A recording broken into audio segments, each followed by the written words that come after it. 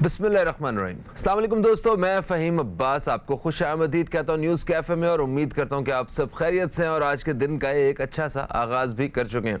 आज हमने अपने प्रोग्राम के आगाज़ में आपको कुछ ऐसे मेहमानों से मिलवाना है कि जिनसे मिल के यकीनन आपको बहुत ज़्यादा खुशी होगी, क्योंकि हमारे प्रोग्राम का जो आज का टॉपिक है वो इस वक्त है खेलों से मुतल्लिक। हम खेलों के फ़रोग़ के हवाले से और खेलों की सरगर्मियों के हवाले से अपने प्रोग्राम में बात करने वाले हैं। और आज जो दो खेल जो हमने अपने प्रोग्राम में आज जिनका जिक्र करना है, एक तो है पाकिस्तान का कौमी खेल हॉकी।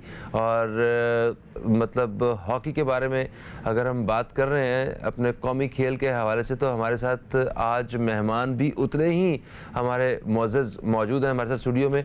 आप ओलंपियन हैं, आपने पाकिस्तान की नुमाइंदगी की है, वर्ल्ड कप्स खेले हैं और आपके पास खिताब है as hockey player flying horse का। बहुत सारे लोग वो पता चल गया होगा कि मैं किन का तारुफ करवाने वाला हूँ। मेरे साथ हैं जनाब समीउल्लाह खान साहब, आपको खुश आमदीद। अस्सलाम वालेकुम, गुड मॉर्निंग सर, कैसे हैं आप? वालेकुम सलाम, और सबको सलाम जो टीवी देख रहे हैं। तबीयत कैसी है आपकी? बिल्कुल शुक्र अल्हम्दुलिल्लाह, अभी तक बिल्कुल ठीक है, अल्लाह का शुक्र है। सर्दी इंजॉय कर रहे हैं? ये तो शुक्र है कि कुछ 15 दिन की हार्ड सर्दी मिली हमें। हाँ। अल्लाह करे थोड़ी सी बढ़ जाए तो और अच्छा हो। मैं तो कहता हूँ कि ये थोड़ी सी सर्दी आती है, वो जो हमने पूरा साल सर्दियों के कपड़े संभाले होते हैं ना, वो पहनने का मौका मिल जाता है। बल्कि 10-10 साल से संभाले होते हैं। ये भी है, ये भी है जी बिल्कुल सही। और मेरे साथ जो दूसरे मेहमान हैं, ये ऐसे हमारे एक स्पोर्ट्समैन हैं जिन्होंने पाकिस्तान की नुमाइंदगी की है। इन्होंने 3 वर्ल्ड रिकॉर्ड जो हैं वो टाई किए हैं और ये रशियन ओपन जो है उसको विन कर चुके हैं, जहां 60 से ज़ायद ममालिक के खिलाड़ी हिस्सा ले रहे थे, जहां पे वहां इन्होंने पाकिस्तान का जो परचम है उसको और ज़्यादा बुलंद किया है। 10 पिन बॉलिंग प्लेयर हैं हमारे साथ। ये 10 पिन बॉलिंग प्लेयर क्या होता है? ये जो हम जो बॉलिंग नहीं करते, जो 10-10 बोतलें गिरा देते हैं, समझते हैं कि वाह ये तो बहुत आसान सा काम है। बच्चों को हम लोग जो हैं वो ये बॉलिंग करवा के और मतलब समझते हैं कि हमने बहुत बिजी कर दी। ऐसा बिल्कुल नहीं है। ये बहुत मुश्किल गेम है। मैंने अभी इनका हाथ देखा है, इनके अंगूठे की शक्ल बदल चुकी हुई है सिर्फ वो बॉल पकड़ के। खैर, मैं इनसे बहुत सारी अपने बातें करनी है। मेरे साथ हैं अहमर अब्बास खान, आपको खुश आमदीद। अस्सलाम वालेकुम, कैसे हैं अहमर? अस्सलाम, मैं बिल्कुल ठीक। क्या बात है जनाब, ज़बरदस्त। और सबसे पहले हम समीउल्लाह खान साहब से बातचीत का सिलसिला जो है वो शुरू करेंगे। सर, पाकिस्तान का कौमी खेल और एक पीक हमने देखी हुई है एज नेशन इस खेल में, और आज पाकिस्तान जो है वो 17वें नंबर पे है। और अभी वक्फे से पहले बात हो रही थी कि 10 बेहतरीन टीमें होती हैं, उनमें पाकिस्तान 17वें नंबर पे है। बस ये 19 से 120 का ही फ़र्क है, कोई ज़्यादा नहीं। तो ये हम हॉकी में कहाँ थे, कहाँ आ गए हैं? ये रास्ता, ये सफ़र हमने कैसे तय किया, क्या हुआ है? अब्बास, ये पाकिस्तान की हॉकी का पास इतने रिकॉर्ड हैं कि ये 7 एशियन गेम जीती हुई है, 4 वर्ल्ड कप जीती हुई है, 3 ओलंपिक गेम जीते हुए हैं, और 1994 तक ये हॉकी बड़ी ठीक रही। और नेशनल गेम जो है 1960 में पहली दफ़ा जब हमने ओलंपिक गेम जीता रोम में, तो उसके बाद जनरल अयूब खान ने कहा कि ये हमारी नेशनल स्पोर्ट्स है, और सारे स्पोर्ट्स करते थे। आहिस्ता आहिस्ता फिर हमने, जैसे कहते हैं कि इनकम्पिटेंट लोग और हुकूमत की तवज्जो ना होना, खिलाड़ियों को वसाइल ना देना, ये सब मिला के पाकिस्तान की हॉकी का ये हाल हुआ। और अभी जो PHF इस वक्त काम कर रही है, मेरे ख्याल में पिछले 7 साल से उन्होंने कोई ख़ास काम नहीं किया। वो हर टूर्नामेंट में जाते हैं। अभी साउथ अफ्रीका गए, 8 टीमें थी, 7वें नंबर पे आए। जब ये हाल होगा तो हुकूमत पाकिस्तान को सोचना चाहिए, पाकिस्तान हॉकी फेडरेशन को खुद सोचना चाहिए कि हमने करना क्या है। अभी तक कोई प्लानिंग नहीं है, बिल्कुल जिसको कहते हैं ना एक ब्लाइंड पाथ की तरफ जा रहे हैं। और दुनिया में कंपटीशन सख्त होता जा रहा है। Germany, Holland, Australia, even Bharat और बेल्जियम ये डोमिनेट कर रहे हैं। तो इनको हटाने के लिए बड़ी सख्त मेहनत की ज़रूरत है और अच्छे लोगों की ज़रूरत है। सही। अच्छा, जिस तरह मतलब क्रिकेट को देखते हैं या दूसरे जो स्पोर्ट्स हैं, वो आहिस्ता आहिस्ता वक्त के साथ साथ उनमें बड़ी तब्दीली आई है, जिद्दत आई है, कोई गेम फास्ट हो गई है। क्या हॉकी में भी कोई तब्दीलियां आई हैं जो हम लोग जो हैं वो अडॉप्ट नहीं कर पा रहे हैं? بالکل صحیح کہا آپ نے. سینتھیٹک ٹرف آئی 1975 میں, وہ ہم نے 1994 تک تو اس کو ٹھیک کیا کیونکہ کھلاڑی اچھے تھے, انڈیویجول کھلاڑی بڑے اچھے تھے. اچھا, تو وہ پریکٹس کرتے رہے, جیتے رہے. پھر رول چینج ہوئے, نو آف سائڈ رول آیا. اس وقت ہاکی میرے خیال میں سب سے آسان گیم ہے, کیونکہ ہمارے زمانے میں 35 منٹ کے 2 ہاف ہوتے تھے, اب 15 منٹ کے 4 ہاف ہوتے ہیں. اور رولنگ سبسٹیوٹ ہے کہ آپ ایک کھلاڑی جو ہے 10 دفعہ جائے اور 10 دفعہ باہر آ جائے. صرف تیاری جو ہے, رولز چینج ہوئے. انٹرنیشنل ہاکی فیڈریشن نے بہت اچھا کیا کہ پاکستان کے لیے انہوں نے مواقع بھی دیے. اس ورلڈ کپ میں 16 ٹیمیں کی, جو ابھی 13 جنوری سے ہو رہا ہے. اور اس میں پاکستان ہے ورلڈ کپ میں. پاکستان دوسرے ورلڈ کپ میں اور دوسرے اولمپک میں کوالیفائی نہیں کیا ہم نے, میری انفارچونیٹ. صبح صبح ہم اپنی عوام کو کتنا دکھ دے رہے ہیں. بالکل. اور لوگ ابھی بھی جو فون پہ بات کرتے ہیں, جیسے آپ ذکر کر رہے ہیں, تو وہ بڑے افسوس کرتے ہیں کہ پاکستان کی ہاکی جس میں بڑے نام, جس میں ایئر مارشل نور خان, بریگیڈیئر عاطف ہوئے, امیدی ہوئے, کرنل مدثر ہوئے, اور بہت سارے, تو ان لوگوں کے ہوتے ہوئے ٹیم اچھی تھی. اب کیوں ٹیم اچھی نہیں ہے وہ ہم بعد میں ذکر کریں گے کہ کیوں اچھی نہیں ہے. ڈیفینیٹلی. اوکے احمد بھائی, آپ نے مطلب یہ 10 پن بالنگ پلیئر بننے کا مطلب کیسے سوچا؟ سب نے ہی یہ کھیل کھیلا ہوتا ہے, مگر آپ کے ذہن میں یا آپ کو کیسے اس چیز کا اندازہ ہوا کہ آپ کو انٹرنیشنلی کھیلنا چاہیے اور یہ اس کھیل میں آپ باقیوں سے بہت اچھے ہیں اور آپ کو پاکستان کی نمائندگی کرنی چاہیے؟ سب سے پہلے تو میں آپ کو یہ بتاؤں کہ میری کاسٹ ہے سلدیرا, اور میری جینز میں سپورٹس ہے, مطلب میری فیملی میں سپورٹس ہے. سارے بہت اچھے ایتھلیٹس ہیں, فٹ ہیں, سلم ہیں, گیمز کو پرسیو کرتے ہیں. تو میرے اندر بھی میرے فادر کے تھرو وہ لیگیسی ہے. تو before coming in to bowling I use to play football, اور میں پروفیشنل فٹ بالر تھا. میں انڈر 19 مطلب یوتھ میں ریپرزینٹ کیا میں نے ملیشیا میں. پھر میرے نی کا ایشو ہوا تھوڑا سا, دین پھر میں کلب جاتا تھا, کلبز ہیں اس طرح رائل روڈیل وغیرہ, وہاں پہ کھیلتا تھا.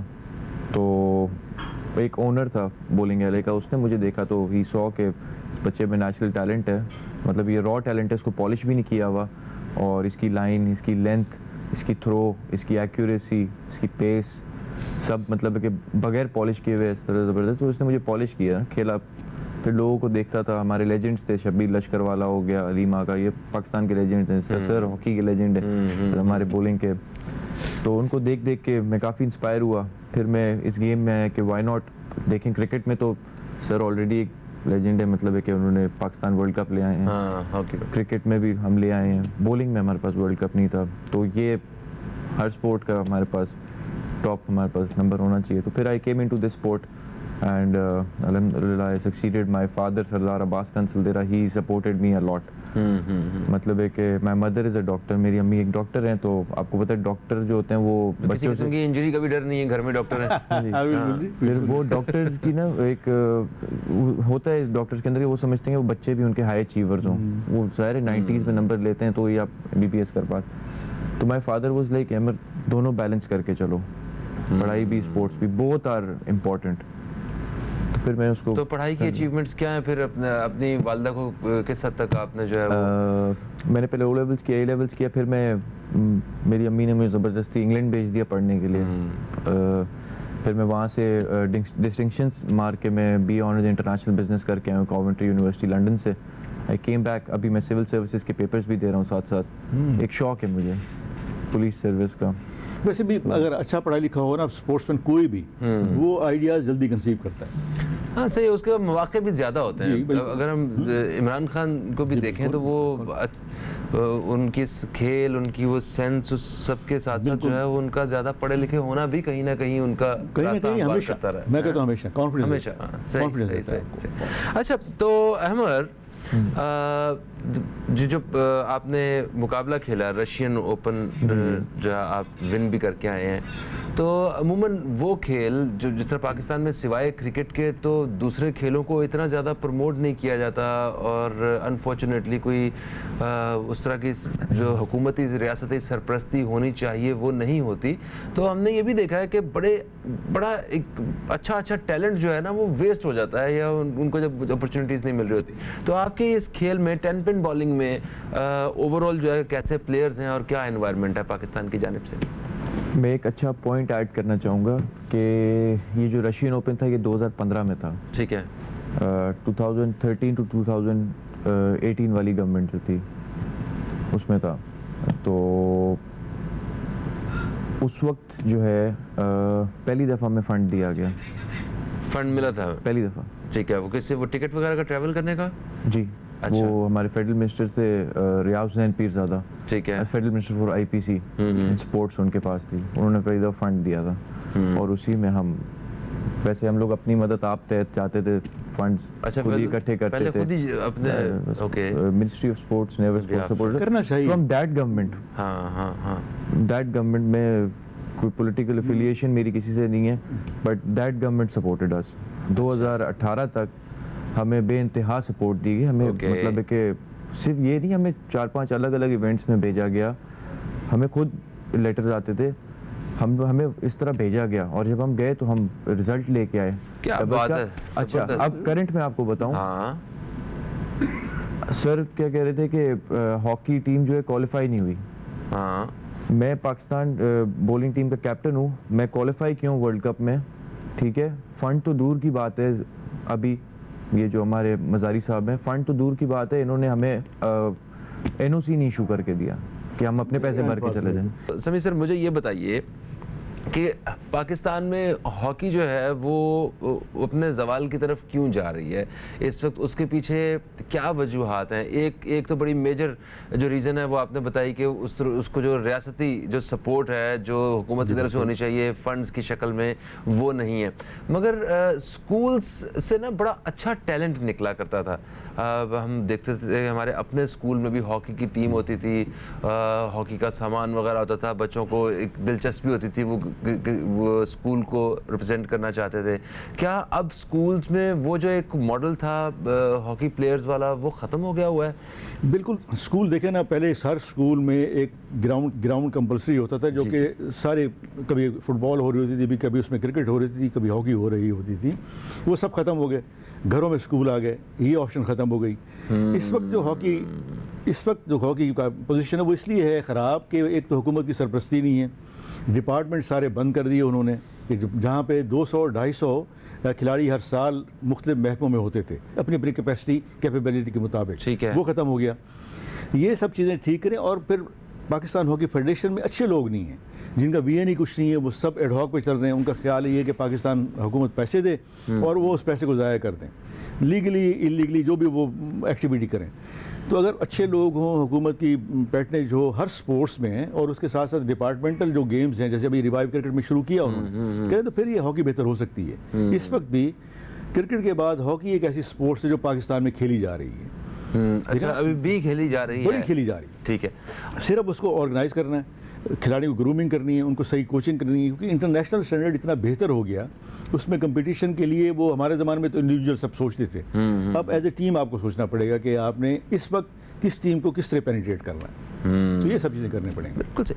अच्छा, देखिए हॉकी एक अच्छा मतलब आहिस्ता आहिस्ता महंगा खेल बन चुका हुआ जी, है। बिल्कुल। पहले तो सिर्फ एक ग्राउंड चाहिए होता था, ठीक है, वो जो जिसे पंजाबी में कहते हैं रड़े ग्राउंड, रड़े ग्राउंड, हाँ, बिल्कुल। उसी में खेलते थे। और मतलब उसको इतना खर्चा नहीं था। अब देखें एस्ट्रोटर्फ के बाद उसकी एक मेंटेनेंस, उसको इंस्टॉल करने का पूरा खर्चा, फिर 5,000 की हॉकी, 5,000 रुपए की हॉकी होगी, जो फाइबर की है, और उसकी कार्बन किट की, चाहिए, जूते चाहिए, वो 10,000 के जूते, हाँ, उसके वो पैड चाहिए आपको पहनने के लिए। तो ये सारा कुछ मतलब किस तरह इस एक गरीब मुल्क जो है वो अफोर्ड कर सकता है एक बड़े पैमाने पे? ये दूसरे ममालिक के पास क्या मॉडल है ऐसा, वो क्या करते हैं, तो उस रोशनी में हमें बताएं। लेकिन अब जो मॉडल हमारे ज़माने में था अप टिल 84, वो यही था कि यूथ प्रोग्राम ज़्यादा थे यहाँ पे, स्कूल कॉलेजेस और यूनिवर्सिटीज़ की टीमें होती थी, तो खिलाड़ी मुहैया होते रहते थे। वो मॉडल उन्होंने वहाँ अपना लिया, लेकिन वो स्कूल पे नहीं गए, वो क्लब्स पे गए। तो उन्होंने क्लब स्ट्रक्चर इतना बेहतर कर दिया कि उनकी इंटर क्लब्स होते हैं, और उस क्लब्स की जो इनकम है वो मुख्तलिफ जगहों से आती है, स्पॉन्सरशिप देते हैं उनको अच्छा। उनकी परफॉर्मेंस पे देते हैं। हम 1997 में जर्मनी में गए, तो वहाँ पे जितने भी हॉकी के मैच हुए, जूनियर टीम थी हमारी, वो सारे के सारे टेनिस क्लब्स में हुए। तो मैंने उसको पूछा, जहाँ 100 टेनिस कोर्ट थे, जो सेक्रेटरी था वहाँ का, मैंने उससे पूछा कि सारे मैच इसमें क्यों हैं, कि हम फ्रैंकफर्ट गए, वहाँ भी म्यूनिख गए, वहाँ भी सब जगह। तो उसने कहा कि जब 72 में जर्मनी पहली दफ़ा ओलंपिक जीता, जो म्यूनिख का था, तो गवर्नमेंट ने कहा कि ये ऐसी स्पोर्ट्स है जिसमें हम कुछ खर्च करें तो रिज़ल्ट आएगा। तो उन्होंने सब टेनिस जितने भी क्लब्स थे प्राइवेट, उनको कहा कि जी आपने 5% हॉकी को देना है, और हर जो क्लब है वो 2 टर्फ लगाएगा। तो उसको वो भी किया, 100 क्लब्स थे, 100 में से 50 ने वो ऑब्ज़र्व किया, उनकी जो इंस्ट्रक्शंस थी। अभी देखें जर्मनी जो है मेरे ख्याल में 1972 से लेके अब तक पहले 4 से नीचे नहीं आया। ये थोड़ा सा करना चाहिए हुकूमत को कि इस वक्त पाकिस्तान में 50 टर्फ हैं और खिलाड़ी टोटल 250 हैं, तो आपके पास चॉइस ही नहीं है। अगर 50 टर्फ हों और खिलाड़ी 5000 हों, जो इंसेंटिव हमने जिक्र किया, तो फिर पाकिस्तान की हॉकी टीम हो सकती है। अभी भारत की मिसाल ले लें कि वो तीसरे नंबर पे है, ब्रोंज मेडलिस्ट है। तो जो हमारे पुराने मेरे एज के हैं खिलाड़ी, उनसे बात होती रहती, तो वो वेल ऑफ हैं सारे खिलाड़ी, उनको 1.5 से 2 करोड़ रुपए पर एनम मिलता है। जो इंडियन हॉकी लीग है, मुख्तलिफ डिपार्टमेंट्स हैं, मुख्तलिफ स्पॉन्सरशिप्स हैं, तो इस पे सोचना चाहिए। नहीं तो क्या हमारी मतलब जो हमारे जो लीडर्स हैं या हमारी हुकूमतें हैं, इनको हॉकी इतना गैर ज़रूरी क्यों लगता है? मतलब कि इसके ऊपर इन्वेस्टमेंट या पैसा लगाना या एक अच्छी डायरेक्शन बनाना इनके लिए क्यों नामुमकिन और मुश्किल सा ऐसा लग रहा है? हालांकि आई बिलीव कि ये इतना बड़ा एक खेल है कि इसमें ये खेल अपना खर्चा खुद निकाल सकता है, अच्छा खासा उठा सकता है। दुनिया से लोग जिस तरह आज PSL खेलने आते हैं, इस तरह हॉकी के लिए भी खेलने यहाँ पे आ सकते हैं लोग। देखिए ना, जो चैंपियंस ट्रॉफी हुई 79, 80, 81 में, वो टोटली स्पॉन्सर्ड था। जो मशरूबात बनाते थे यहाँ पे और PIA था, वो सब स्पॉन्सर वही करते थे, सिर्फ इसलिए कि हॉकी की पोजीशन नंबर 1, 2 थी। ये चीज़ें 94 तक रहेंगी। तो अगर पाकिस्तान हॉकी फेडरेशन अच्छा प्रोग्राम बनाए और इसकी अच्छी तरीके से ऊपर जाए, तो ये फिर स्पॉन्सरशिप आ सकती है। और हुकूमत बेशक उस वक्त ना करे, लेकिन हुकूमत को कुछ ना कुछ तैयारी करने के लिए तो पैसे देने पड़ेंगे। उसके लिए कि पाकिस्तान स्पोर्ट्स को, बोर्ड को बेहतर किया जाए, कैपेबल आदमी लगाया जाए वहाँ पे, और हुकूमत ये ना सोचे कि 1.5-2 अरब रुपये सारे स्पोर्ट्स पे ज़ाया हो रहे हैं। पे आप पैसे लगाएंगे तो उसका रिजल्ट 5 साल के बाद मिलेगा, वो 1 साल में कुछ नहीं हो सकता। ये चीज़ें सोचनी चाहिए। बिल्कुल सही। और कम से कम फौरी तौर पे पैसे लगाने से पहले भी एक विजन है, उसका होना बड़ा ज़रूरी है कि हम क्या करने जा रहे हैं और किस चीज़ की इम्पोर्टेंस कितनी है। जो 10 पिन बॉलिंग है, इसमें तो मतलब जो बॉल का भी जिक्र कर रहा था मैं कि वो इतना महंगा बॉल आता है, वो एक बॉलिंग एले जो होता है वो भी अच्छी खासी उसकी कॉस्ट होती है। और क्या सरकारी जो बॉलिंग एलेज हैं वो यहाँ पे मौजूद हैं लोगों के खेलने के लिए, या हर एक को इसी तरह कमर्शली मतलब दोस्तों यारों के साथ या फैमिली के साथ जब बाहर कभी जाएं और पैसे दे के ही ये खेलने का मौका मिलता है? आप सरप्राइज नहीं होंगे, बट हमारे पास यहाँ कोई सरकारी बॉलिंग एले नहीं है। मतलब एक आध तो होगा ना? नहीं, एक भी नहीं, नन। तो अच्छा, फिर फेडरेशन है कोई? फौज के हैं, लेकिन अच्छा, वो फिर कैंट के अंदर हैं, तो वो से बाहर सही है, ठीक है। तो कोई फेडरेशन भी नहीं है इस खेल की? कोई फेडरेशन है, लेकिन उसको डैडी आप समझें, मतलब एक डैडी समझें, वही जो 2-3 बंदे उसके अंदर हैं फेडरेशन के अंदर, वो पिछले 20 साल से वही हैं। कोई इलेक्शंस नहीं है, कोई कुछ नहीं है। एक जनरल सेक्रेटरी बनता है तो अगले टेन्योर में वही प्रेसिडेंट बन जाता है, वही वाइस प्रेसिडेंट बन जाता है और डमी बिठा देता है। डेड फेडरेशन, कोई वो नहीं। तो इसका मतलब है कोई फंड्स वगैरह भी नहीं आते होंगे इस खेल में? हम जेब से लगाते हैं, हम देते हैं। जेब से लगाते? मैं देता हूँ, मतलब मैं भी कराता हूँ टूर्नामेंट्स, मेरे फादर कराते हैं टूर्नामेंट्स, तो हम लोग स्पॉन्सर देते हैं जेब से। फेडरेशन ने हमें क्या देना है? मतलब तो फिर नया खिलाड़ी कैसे आएगा? देखिए, किसी भी खेल में कोई भी खेल है, उसमें जब आपको एक सर्टेन लेवल के बाद जब आपको अच्छा खेल खेलना होता है ना, अच्छा प्लेयर बनना होता है, तो उसमें जहाँ उस प्लेयर की मतलब उसका टाइम लग रहा होता है, उसकी एफर्ट्स लग रही होती हैं, उसके साथ साथ उसका पूरा फ्यूचर दांव पे लगा होता है। अगर एक बंदा जो हर वक्त खेलेगा, इतना वक्त देगा, तो वो उसे कम से कम उस खेल से कोई श्योरिटी भी चाहिए। अगर वो नहीं मिलेगी उसे, तो कल को मतलब वो اس کی ایج گزر جائے گی, وہ اس جگہ پہ جو ہے وہ مطلب اسے کچھ ارن نہیں کرے گا, تو اینڈ پہ کیا کرے گا, وہ کوئی دکان کھول کے بیٹھ جائے گا یا مطلب برے حالات میں چلا جائے گا. تو آپ مجھے بتائیں کہ یہ اس کے پلیئرز کہاں سے نکلتے ہیں, کہ یہ تو اسکولز میں بھی نہیں ہے, تو اصل جو پلیئر ہے, را ٹیلنٹ ہے, وہ آتا کہاں سے ہے آپ کے اس 10 پن بالنگ کا؟ آپ کی ٹارگٹ مارکیٹ کیا ہے؟ اسکولس جہاں پہ یوتھ نکلتا ہے, پلے گراؤنڈ جو کہ ہے نہیں, بیسکلی تو یہ ہے. اب آپ پلیئر کو تو یہیں پہ سرچ کریں گے. جیسے سر نے بولا کہ آپ انویسٹ کرتے ہیں کسی اسپورٹ میں تو اس کا رزلٹ آپ کو اگلے دن نہیں ملتا یا اسی سال نہیں ملتا, ٹیکس 2-3 ایئرس. جب انویسٹمنٹ ہی نہیں ہے آپ کو رزلٹ کہاں سے ملے گا؟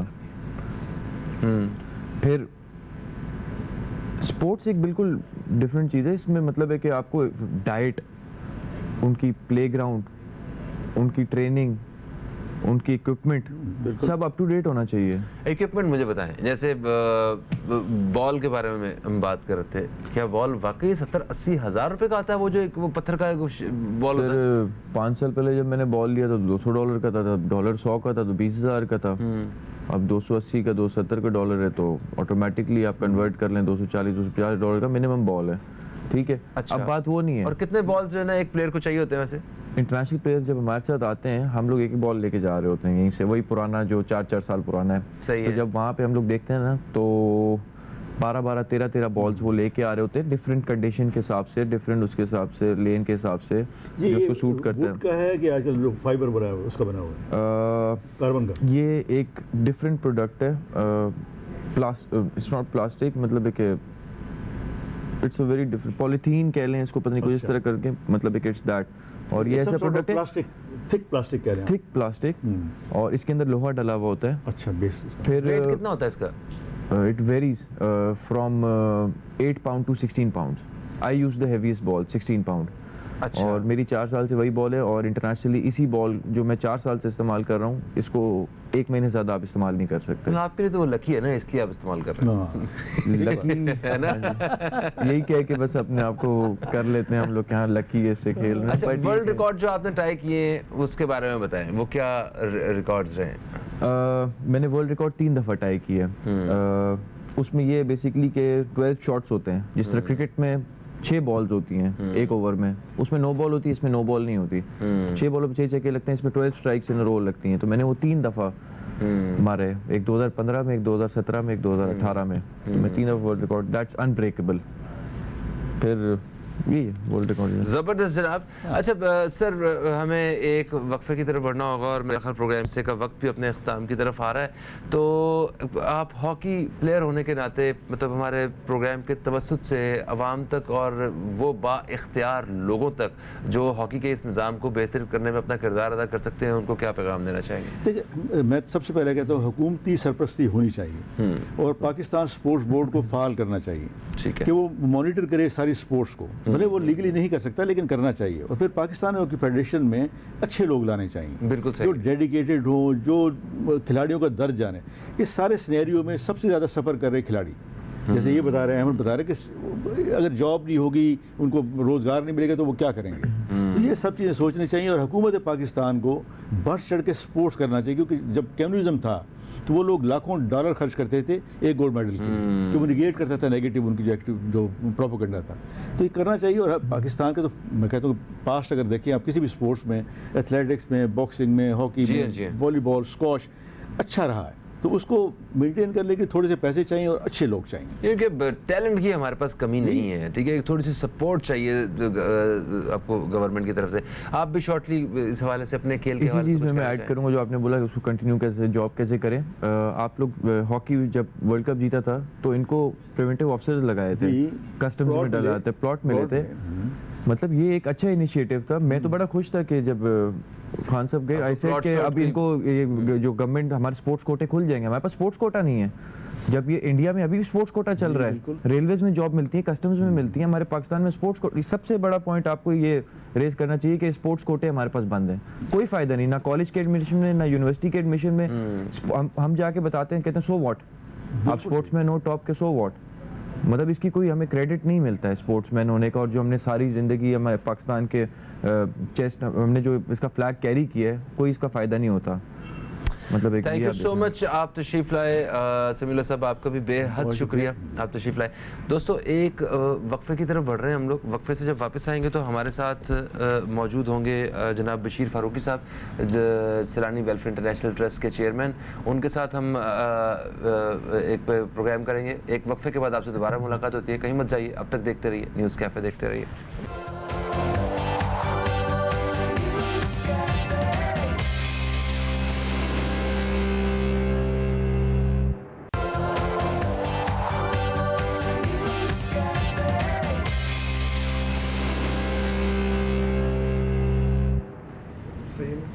बिस्मिल्लाहिर्रहमानिर्रहीम। दोस्तों एक वक्फे के बाद आपको फिर से खुशामदीद। आप देख रहे हैं न्यूज़ कैफ़े और मैं हूं फ़हीम अब्बास। न्यूज़ कैफ़े में आपको पता है कि जुमेरात और जुमे के रोज़ हमारे साथ मौजूद होते हैं जनाब हज़रत मौलाना बशीर फ़ारूक क़ादरी साहब, जो कि सैलानी वेलफेयर इंटरनेशनल ट्रस्ट के चेयरमैन हैं। गुज़श्ता प्रोग्राम्स में हमारी कुछ जो मुलाकातें हैं वो बशीर साहब के साथ इतनी तवातुर से नहीं हो सकी। आज आप हमारे साथ स्टूडियो में मौजूद हैं। आपको खुशामदीद। अस्सलामु अलैकुम, कैसे हैं आप हज़रत? वालेकुम सलाम व रहमतुल्लाहि व बरकातुहू। अल्हम्दुलिल्लाहि रब्बिल आलमीन अला कुल्ली हालिन। माशाअल्लाह। गुज़श्ता हफ़्ते आपसे हमारी जो मुलाकात नहीं हुई तो मैंने नाज़रीन से उस हवाले से एक्सक्यूज़ किया था। बहुत सारे दोस्त आपका इंतज़ार करते हैं, हम भी आपका इंतज़ार करते होते हैं। तो मगर हमें पता चला कि आप मतलब सिंध में दौरे पे गए हुए हैं, जो सैलाब मुतासरा इलाके थे वहाँ पे, क्योंकि आपके कुछ इलाकों में लोगों को घर बना के देने के प्रोजेक्ट्स हैं वो चल रहे हैं। तो मैं आपसे ये दरख्वास्त करूँगा कि आप जो इस दौरे पे गए हैं तो वहाँ पे क्या देखा है आपने? किस हद तक पानी सूखा है? लोगों की मुश्किलात किस हद तक कम हुई हैं? क्या वो अपने पाँव पे खड़े हो गए हैं? उनके घरों के क्या मामलात हैं? हुकूमत ने कितना सपोर्ट किया है? आपके अलावा और कितनी तंजीमें हैं जो वहाँ पर काम कर रही हैं? प्लीज़ रोशनी डालिए। बिस्मिल्लाहिर्रहमानिर्रहीम। पिछले हफ्ते मैं आपके साथ नहीं था, तो मैं तो सिर्फ अंदर सिंध गया था, पंजाब भी गया था, लेकिन असल जो मामला था सिंध का था, जहाँ हमने मकानात बनाए। तो हम तो एक मामूली सा इदारा है, हमारी तो क्या औकात। हमने अपने हिस्से का काम जो है वो जारी रखा है और जारी रखेंगे इंशाल्लाह, क्योंकि हमारा फ़र्ज़ बनता है कि 1 रुपया भी हमारे पास सैलाब के लिए आया है तो वो हमारे लिए उस पर खर्च करना फ़र्ज़ है। बिल्कुल। तो हमने 4 बस्तियों में मकानात बनाए हैं। तो उन मकानात को देखने के लिए गए थे। एक मकान हमने, कुछ लोग मकान बनाए 1,90,000 के, कुछ लोग मकान बनाए हमने 2.5 लाख के, एक मकान हमने 3.5 लाख का भी बनाया हम। कोशिश की है कि अल्लाह खैर करे, आइंदा भी बारिशें तो अल्लाह ताला भेजेगा, कोई बारिश तो हमारी ज़िंदगी है बेशक, लेकिन इनको आसानी रहे, परेशानी ना हो। बाकी हालात की बात आपने की ना, तो वो बहुत ज़्यादा दुख वाले हैं कि अभी तक पानी भरा हुआ है।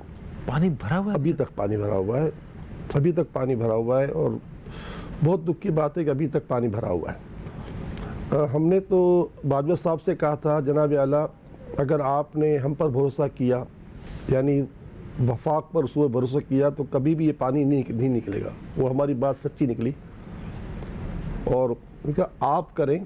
चाइना आपका बहुत गहरा दोस्त है, इसको कहें कि वो आपकी मदद करे।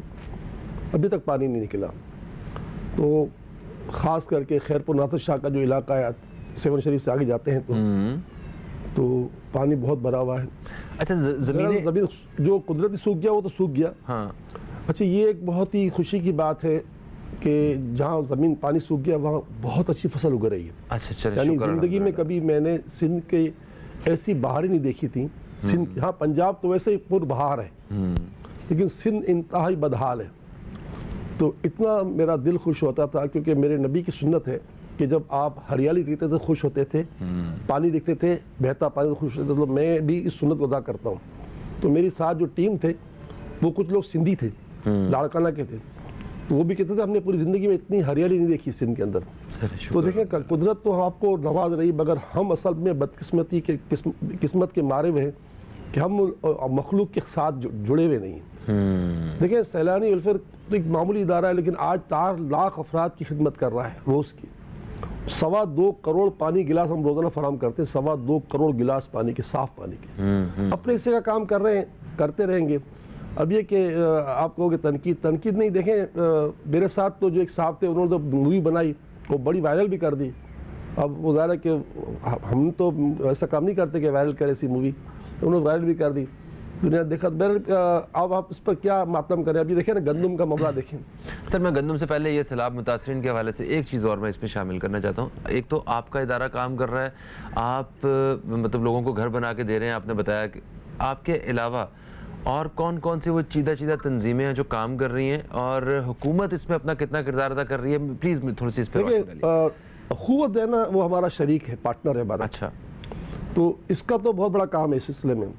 باقی اب مکانات پر کسی اور ادارے کا کام ہم نے دیکھا نہیں ہے, کر تو ہو سکتا کر رہے ہوں, لیکن مین جو میں نے دیکھا ہے نا اخوت ہے اور ہم ہیں.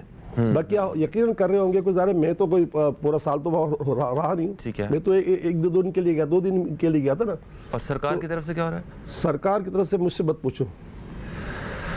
اوکے, گندم کے بارے میں بتائیں. آپ کا کروڑوں روپے کا راشن آتا ہے ماہانہ, مطلب جس میں لوگوں کو, لاکھوں لوگوں کو کھانا کھلانا ہوتا ہے. تو آٹے کی قیمت اس قدر بڑھ چکی ہے کہ تقریباً 6,000 روپے من تک آٹا پہنچ چکا ہے. ایسی صورتحال میں آپ لوگ کن چیلنجز سے گزر رہے ہیں؟ روشنی ڈالیے, اور یہ بھی بتائیے کہ اس کی وجہ کیا ہے, کیوں آٹا اتنا ناپید ہو گیا ہے؟ دیکھیں, اول تو یہ ہے کہ آپ مجھ سے پوچھیں گے میرے گھر کی بات کریں گے تو کل کا دن ہمارا بڑا پریشان گزرا. ہمیں کل حیدرآباد میں آٹا مل رہا تھا 12 مطلب یعنی کہ 126 روپے کلو. ٹھیک ہے. اور کراچی مل رہا تھا ہمیں 136 روپے کلو. لیکن وہ کہہ رہے تھے کہ ہم کراچی میں ہم کو مل رہا, ہم تو کروڑوں کا آٹا لیتے ہیں نا, کیونکہ ہماری پرچیزنگ مہینے کی 50 کروڑ کے آس پاس ہی ہے کم و بیش. سیلری خالی پرچیزنگ, اخراجات 80 کروڑ کے آس پاس ہے ہمارے مہینے کے. تو ہمارا تو سبزیاں بھی ٹنوں سے آتی ہیں. اگر ہم ٹماٹر لیتے تو ہم 3 ٹن ٹماٹر لیتے ایک ساتھ. اچھا, تو ہمارا تو اتنی بڑی کوانٹٹی ہوتی ہے. یہ صرف ایک شہر کی بات کر رہا ہوں, خالی کراچی حیدرآباد کی. باقی شہروں کو تو پورا پیشور تک کھانا پکتا ہے نا. اصل مہنگائی سے تو آپ لڑ رہے ہوں گے. یقین مانیے کل کا دن ہمارا بڑا تکلیف سے گزرا. اب اس سے حیدرآباد والے ہمیں کہہ رہے تھے کہ بھائی جو ہمیں دے رہے تھے 12 روپے 60 پیسے کلو, وہ کہہ رہے تھے کہ بھائی ہم ایک دن کا گیپ سے آپ کو مال پہنچے گا. اور ہمارے پاس آج قیامت بچی ہوئی تھی. آج میں آٹا دینے کے لیے آٹا نہیں تھا, بہت تھوڑا بچا ہوا تھا, اور اتنے لوگ سینکڑوں ہزاروں لوگوں کو کیسے نمٹا ہے. تو پھر میں نے آخر یہی کہا کہ بھائی ٹھیک ہے, ہمارے جو ذمہ دار ہیں ان سے پوچھ کے کل پہ نکال لے لو بھائی, ایک کچھ تو لے لو.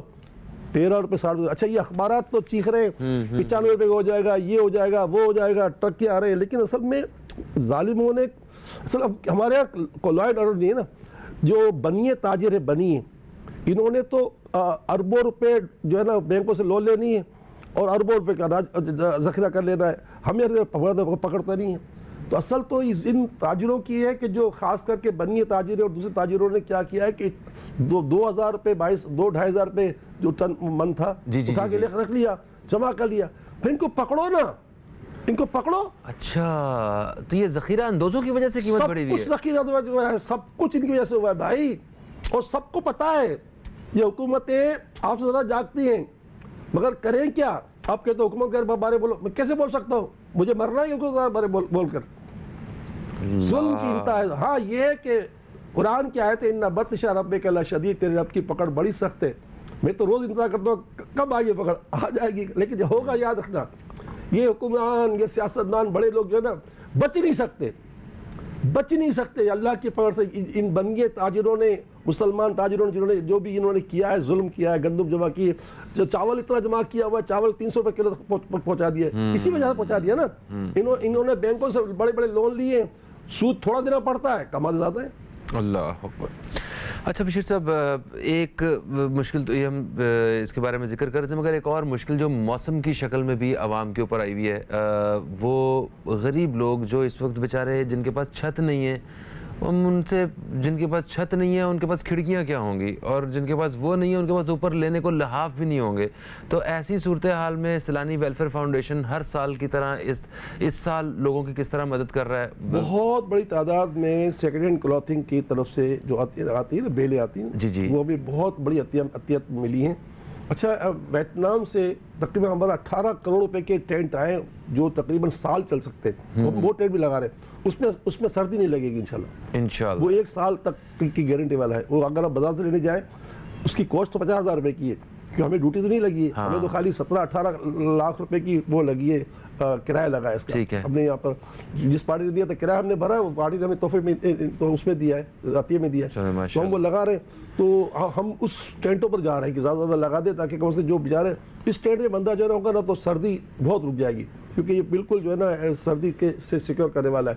میرا ہمارے پاس بہت بڑی تعداد میں جو ہے نا یہ بیلیں آئی ہوئی ہیں اور ہم اس کو بانٹے جا رہے ہیں, لیکن بہرحال ہم کچھ بھی نہیں ہیں. اصل تو دیکھو حکمران ہے, حکومت ہے اور فوج ہے, ان کا جو کام ہے وہ کرتی ہیں تو سب کچھ ہو جائے گا.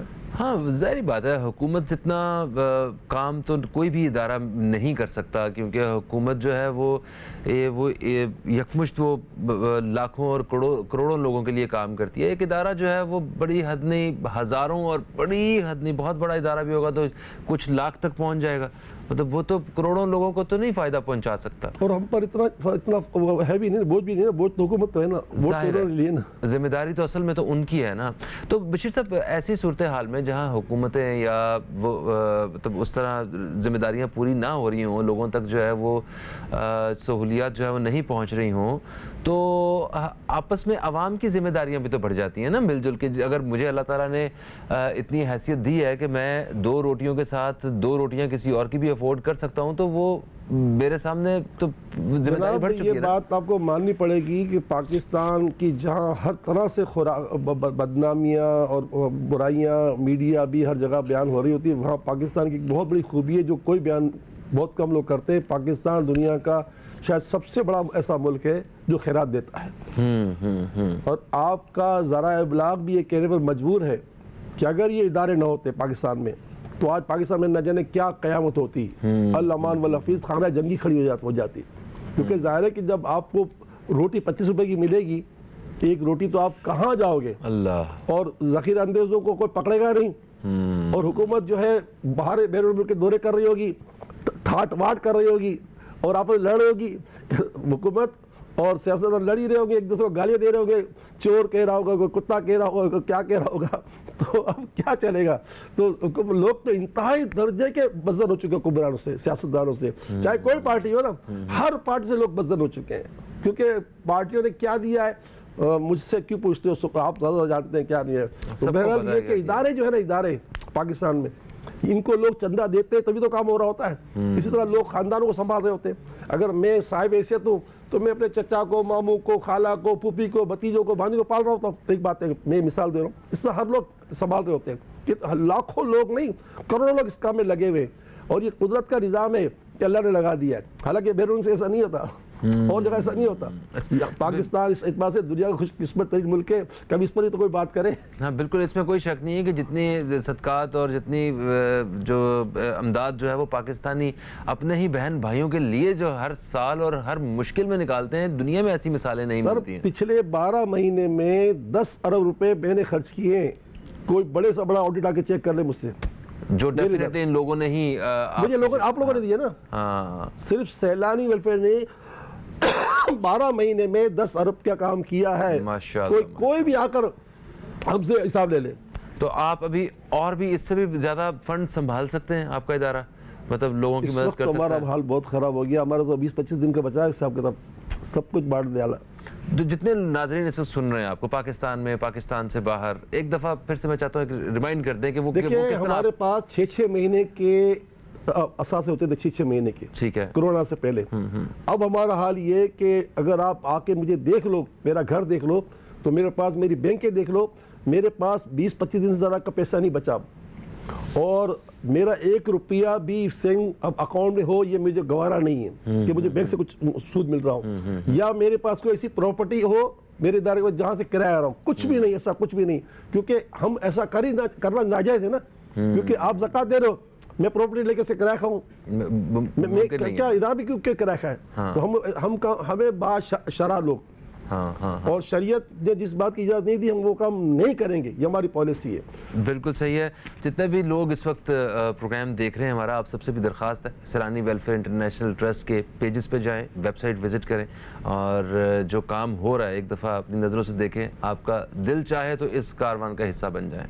آپ سب کی ضرورت ہے. تو سب سے پہلے ہمیں جو سوال آیا وہ راولپنڈی سے آیا ایک خاتون کا. انہوں نے ہمیں کال کیا, انہوں نے کہا کہ ان کی جائیداد کا مسئلہ ہے, جائیداد میں ان کا حصہ ہے جو ان کو نہیں مل رہا ہے. تو انہوں نے یہ کہا ہے کہ استخارہ کر کے بتائیے اور مجھے کوئی اس کی شرعی طور پہ رہنمائی کیجیے کہ میں کس طرح اپنا اس جائیداد کا حصہ لے سکتی ہوں.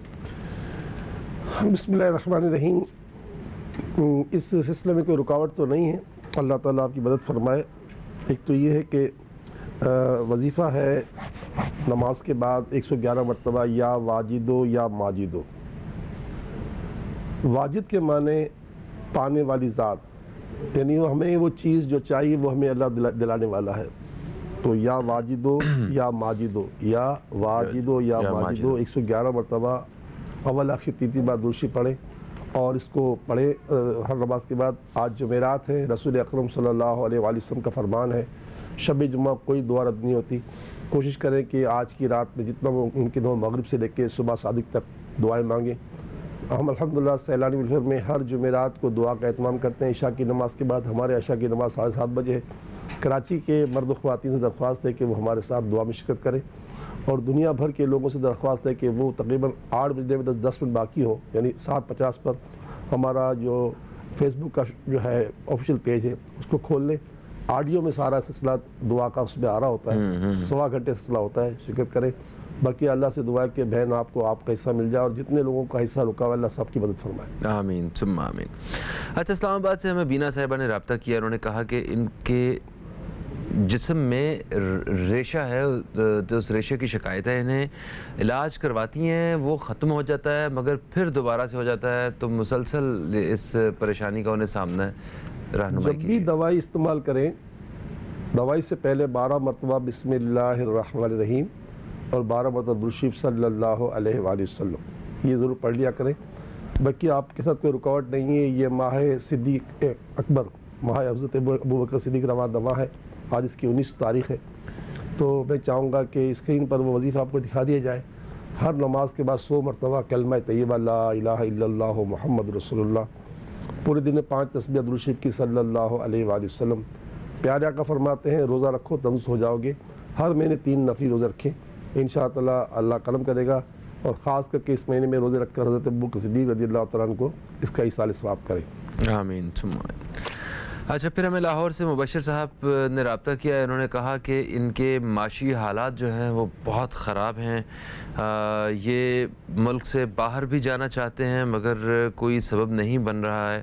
کوئی روحانی علاج بتائیے اور میری رہنمائی کیجیے.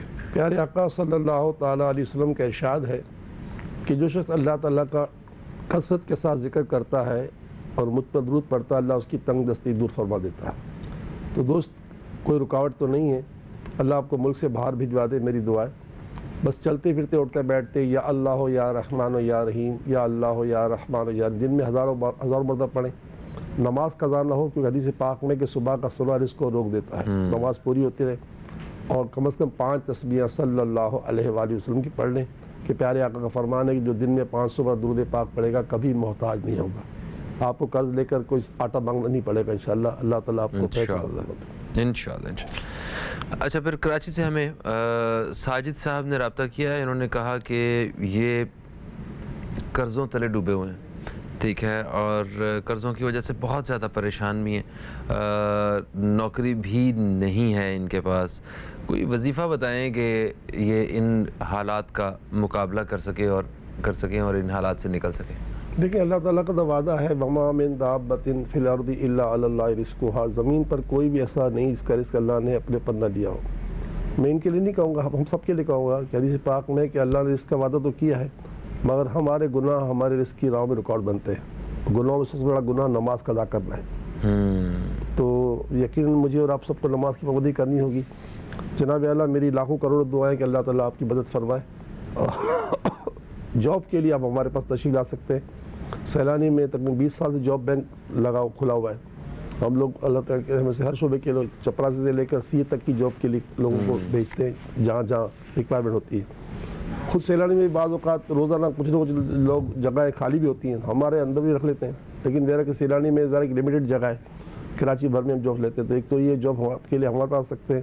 بقیہ یا غفور و یا رحیم یا غفور و یا رحیم. یہ غفور و یا رحیم کا جو اللہ کا نام دونوں نام کو بے حساب پڑھیں, آتے جاتے اٹھتے بیٹھتے, یا غفور و یا رحیم یا غفور و یا رحیم.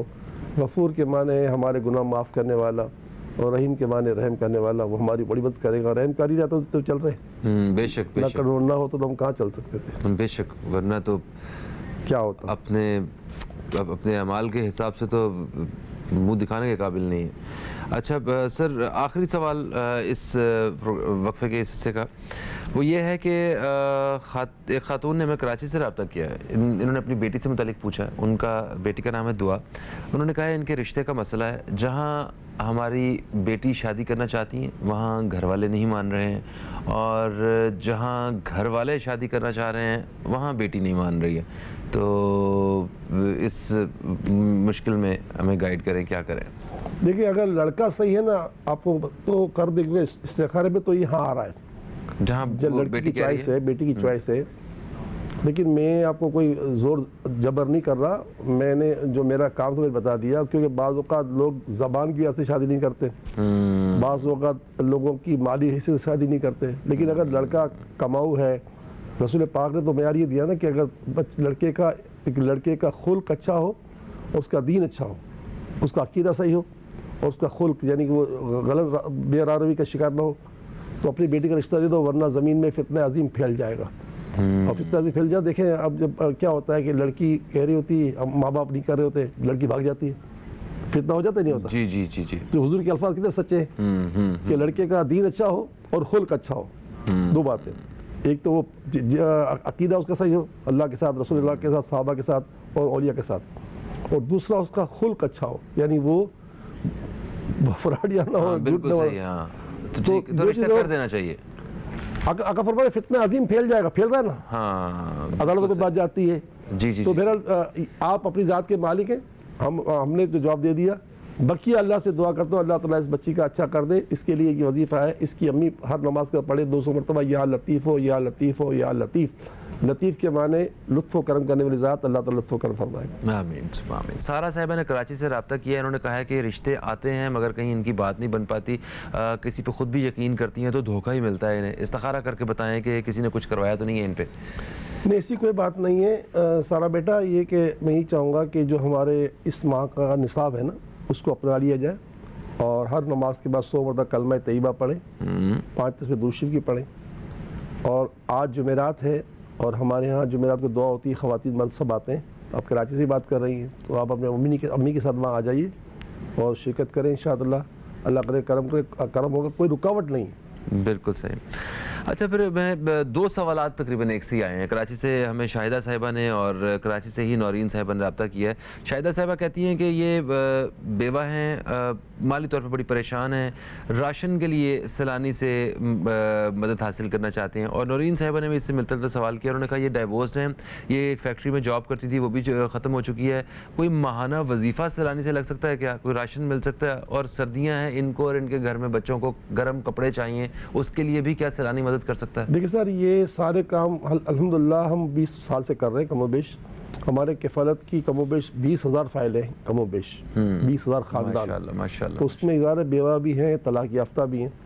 صبح 9 بجے ہمارے کاؤنٹر کھل جاتے ہیں اور مغرب تک چلتے رہتے ہیں, عصر تک سمجھ لو مغرب. تو وہ آئیں, فیمیلز میں آئیں, فیمیل اپنی درخواست جمع کرائیں. ہمارا آدمی اسکوٹنی کر کے آتا ہے, اور جو گھر کے حالت دیکھتا ہے پھر حساب سے اس کے پہ.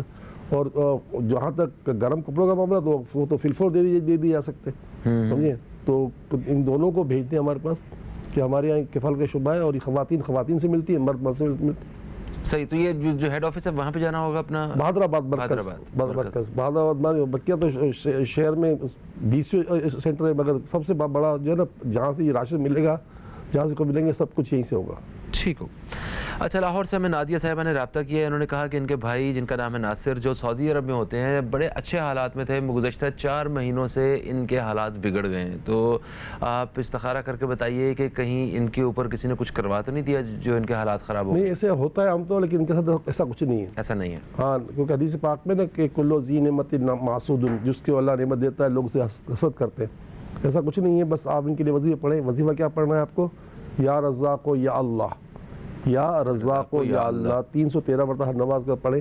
اللہ تعالیٰ رزاق ہے, رزق دے گا اور انشاءاللہ سارے حالات اچھے ہو جائیں گے انشاءاللہ انشاءاللہ. افتخار صاحب نے ہمیں کوئٹہ سے رابطہ کیا ہے. انہوں نے کہا کہ ان کا بیٹا جس کا نام اسفند ہے وہ لاہور میں ہوتا ہے اور بے روزگار ہے وہاں پہ لاہور میں, تو اس کے لیے دعا کریں اور کوئی وظیفہ بتائیں کہ جس سے اس کی معاملات حل ہو سکے. اللہ تعالیٰ آپ کی مدد فرمائے گا. حدیث پاک میں یہاں تک آتا ہے کہ باپ کی دعا اولاد کے حق میں ایسی ہے جیسے نبی کی دعا امت کے حق میں. تو ایک تو یہ آپ دعا بھی کریں. روزانہ اذان فجر کے فوراً بعد تینوں افراد, آپ بھی, آپ کی بیوی بھی اور بچہ بھی, سبحان اللہ و بحمدہ سبحان اللہ العظیم استغفر اللہ کی تسبیح پڑھ لیں. حدیث پاک میں نے صحابی نے پڑھنا شروع کیا اذان فجر کے بعد تو ان کو اتنا مل گیا کہ وہ گھر میں رکھنے کی جگہ باقی نہیں بچی ان کی. تو آپ تینوں افراد یہ کریں, باپ بھی, ماں بھی اور بیٹا بھی, فجر کی اذان سنتے ہی پڑھیں 100 مرتبہ سبحان اللہ و بحمدہ سبحان اللہ العظیم استغفر اللہ. بالکل صحیح. آخری سوال آج کے پروگرام کا, سائمہ صاحب نے لاہور سے رابطہ کیا. انہوں نے کہا کہ اگر عورت مر جائے تو کیا مرد اس کا چہرہ دیکھ سکتا ہے؟ دیکھیں بہت غلط فہمی پائی جاتی ہے. مسئلہ اصل یہ ہے کہ خالی مرد غسل نہیں دے سکتا عورت کو. اچھا. ہاں, عورت اگر شوہر مر جاتا تو عورت تو غسل دے سکتی ہے اس کو, مرد اس کو غسل نہیں دے سکتا, بلکہ سب کچھ کر سکتا ہے. یعنی اس کو قبر اتار سکتا ہے, اس کی بیوی تھوڑی ختم ہو گئی ہے, سمجھے, مطلب وہ قبر اتار اس کو دیکھ سکتا ہے. مطلب یہ کہ یہ صرف اور صرف غلط فہمیاں ہیں ایسی. ہاں, اور اللہ چاہے دونوں نیک ہو تو دونوں کی جنت میں دوبارہ شادی ہو جائے گی. یہ بھی ہوگا نا دوبارہ ہوگی, کیونکہ مردوں کے لیے تو حوریں بھی ہیں اور عورتوں کے لیے ان کے شوہر ہیں. اگر شوہر نصیب میں نہیں ہے, وہ شوہر خدا نہ خواستہ جنت میں نہیں گیا تو شہداء ہوں گے ان کے ساتھ. اچھا ٹھیک ہے. تو ایسا کرو نا کہ دونوں جائیں جنت جائیں. صحیح, اس پہ میں کچھ نہیں کہہ سکتا. تو پروگرام کا وقت جو ہے وہ اپنے اختتام کی طرف آ گیا ہے اور ہم کوشش کرتے ہوتے ہیں کہ پروگرام کے اختتام میں کچھ دعائیہ کلمات کے ساتھ, کچھ دعاؤں کے ساتھ جو ہے وہ ہم آپ سے اجازت چاہیں. تو آپ سے اجازت لینے کا وقت آ گیا. انشاءاللہ آپ سے کل ملاقات ہوگی. جن دوستوں کے سوالات ان کے پروگرام میں شامل نہیں ہو سکے یا جن کی کالز نہیں مل سکیں وہ کل بھی ٹرائی کر سکتے ہیں. کل بھی 10 سے 11 بشیر فاروقی صاحب ہمارے ساتھ موجود ہوں گے. تو مجھے اور میری ٹیم کو دیں اجازت. آئیں سب مل کے ہاتھ اٹھاتے ہیں اور اسی دعا کے ساتھ جو ہے وہ آپ سے کل تک کے لیے اجازت چاہتے ہیں. خدا حافظ. پاکستان زندہ باد. بسم اللہ الرحمن الرحیم. الحمدللہ رب العالمین والصلاۃ والسلام علی سید الانبیاء والمرسلین. اللہم صلی علی محمد وعلی آلہ وصحبہ وبارک وسلم. یا ارحم الراحمین یا ارحم الراحمین یا ارحم الراحمین.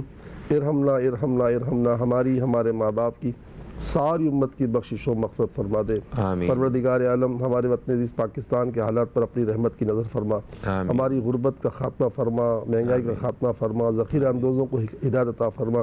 یا اللہ کثرت سے ہمارے ملک میں وارداتیں ہو رہی ہیں, واردات کا خاتمہ فرما. ہماری پاک فوج پر دہشت گردوں کے حملے ہو رہے ہیں, اس حملوں کا خاتمہ فرما. پروردگار جو رشتوں کے لیے پریشان ان کے رشتے ہو جائیں, جو بے اولادی کی وجہ سے پریشان ان کی بے اولادی کا پریشانی حل ہو جائے, جو قرض میں ڈوبے ان کے قرض اتر جائے. پروردگار ہم سب کے حالات پر اپنی رحمت فرما. ہمارے حالات کی اصلاح فرما. ہمارے باہمی تعلقات اچھے کر دے. ہمارے اندر الفت اور محبت پیدا فرما. برے دن, بری گھڑی, برے وقت, برے دوست, برے ہمسائے سے محفوظ فرما. یا اللہ ہماری, ہمارے ماں باپ کی, ساری امت کی نیک حاجتیں پوری فرما. آمین. وصلی اللہ تعالی علی خیر خلقہ محمد وعلی آلہ واصحابہ اجمعین برحمتک یا ارحم الراحمین. لا الہ الا اللہ محمد رسول اللہ صلی اللہ علیہ وسلم.